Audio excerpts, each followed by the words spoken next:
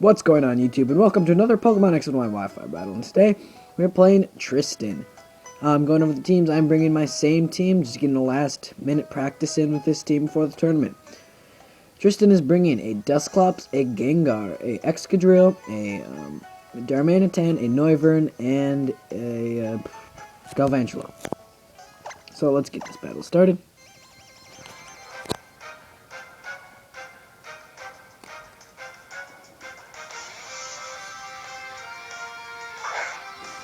Tristan's going to lead with the obvious Galvantula. I lead with Fortress. He's going to put up the Sticky Webs. Obvious play. I'll put up my Stealth Rocks.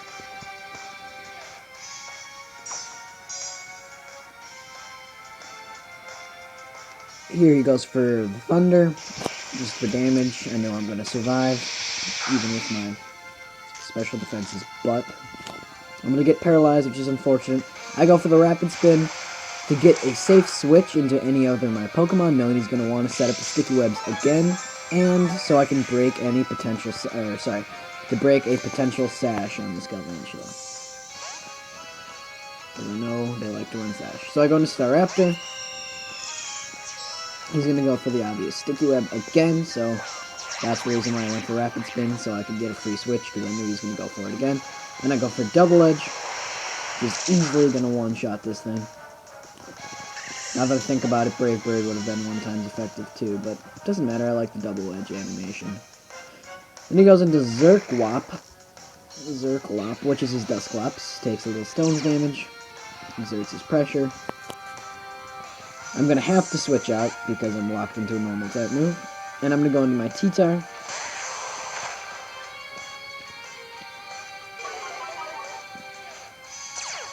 Still outspeed even with Sticky Webs, and I'm going to get the Sand Up.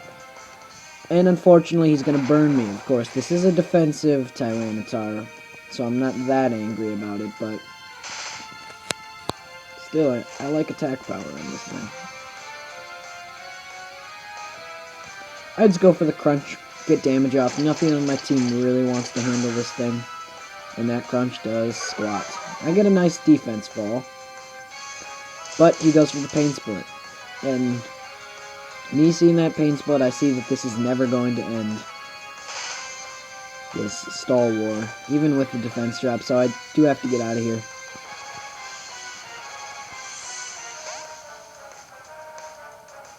I go into Roserade because I am carrying Toxic on this thing, purely as a wall breaker.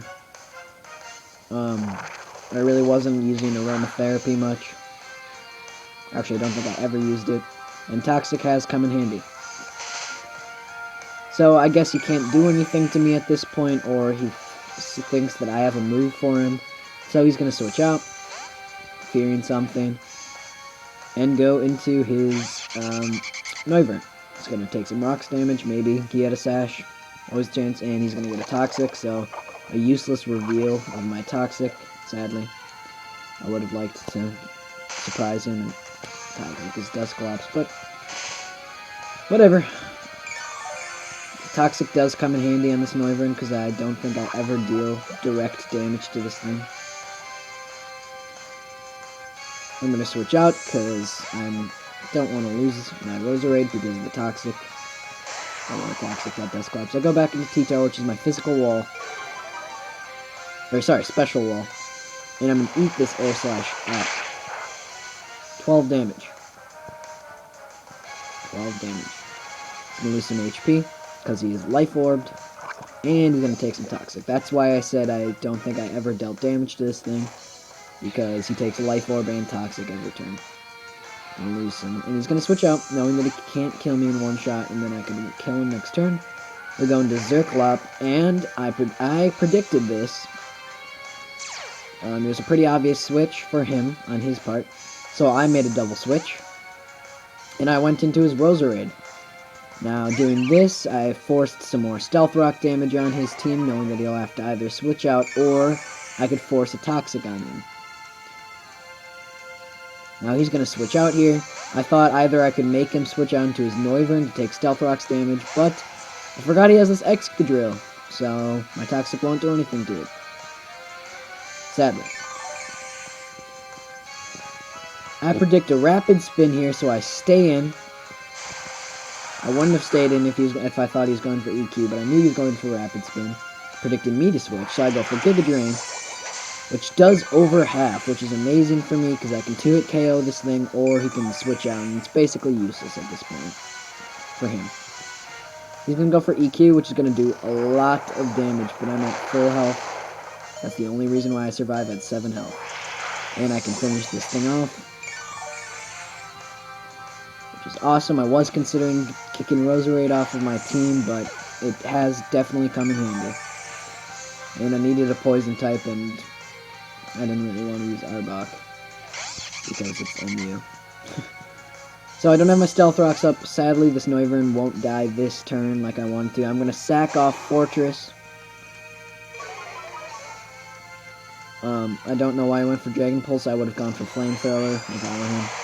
So this is resisted, so I'm going to live out a little bit.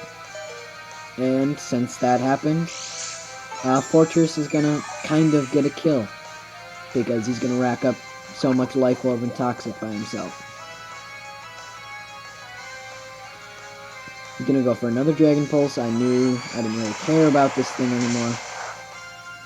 And staying in would force him to take more Life Orb, more Toxic, so Fortress is going to help me out in this. I thought he would die to this Toxic right here, but he does not. I go into Mamoswine for that priority. I'm going to get slowed down, which largely cripples Mamoswine. He switches out here. Odd play. I thought he would sack it off. And he goes back into his, oh, never mind. He goes into this. Darmanitan is going to actually not take that very well. It's resisted and it's so weak, but it's pretty paper thin, this Darmanitan. I go into Roserade to sack off, take a Superpower or a Flare Blitz, whatever this thing wants to do. Hammer Arm, I think it was. I don't know. Maybe it gets Superpower. I knew this would kill. Anything it did could have killed, so I'll get some nice recoil damage on this thing. Here I go into Staraptor, which is Scarfed. It outspeeds I shouldn't even say pretty much. It outspeeds anything that's unscarfed as well. He knows I'm Scarfed at this point, most likely, so he goes into here, knowing that he'd die to a Brave Bird. And I really do need my Staraptor for that Darmanitan, so after this Brave Bird, even if it might have been a 2-hit KO, I do have to switch out just in case it's not, because I don't want to get burned. I need to take out that Darmanitan with this Staraptor. Go into T-Tar, which walls this thing pretty well.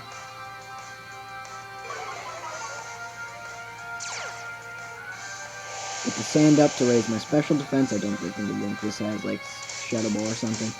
Goes for a Pain Split. I'm going to lose, like, 10 health. He's going to gain, like, 10 health. I'm not going to do that much. We even take some Sandstorm damage, which is great for me. I'm going to take some Burn damage, which is great for him. I'm going to go for a Crunch just for damage, hoping that I can put it in range where Sandstorm will kill. I get a crit here and a defense drop. Getting some nice hacks, but it doesn't matter. T-Tar's dead. Goodbye, T-Tar. Didn't really need him anymore. And survives. Here, what I should have done is gone into Staraptor and U-turn out, so that way I could get a free switch into whatever I come in with. But I go into Mamoswine to kill with an Ice Shard. Bad play, because now I have a chance to lose.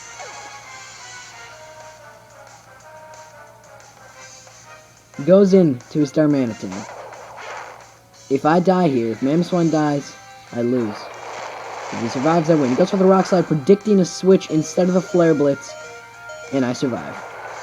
And I get the EQ off, and he does not survive. He went for the Rock Slide, predicting my Staraptor to come out. I knew that Staraptor could not survive anything that this thing could do. So I had to stay in and somehow survive. And I did.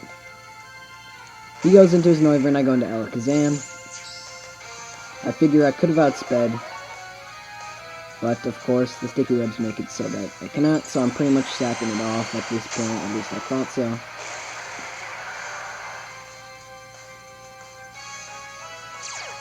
but I get infiltrating, which is pretty cool. I live Dragon Pulse. Spoilers. Forgot Alakazam, Mega Alakazam has actually pretty good special defense, actually. Respectable. Go for the Dazzling Gleam, but it failed. There's no target. Sandstorm goes away. Goes into Gengar.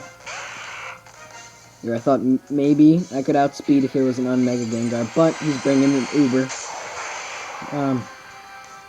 I don't appreciate that, but I'm not gonna go hate on him. It outspeeds me easily because it's a Mega Evolve. It's fine. It's fine. If it swept my team, I would not say it's fine, but kills one Pokemon with it. I go into Staraptor. I know I can outspeed, and I'm fairly certain a Brave Bird will kill.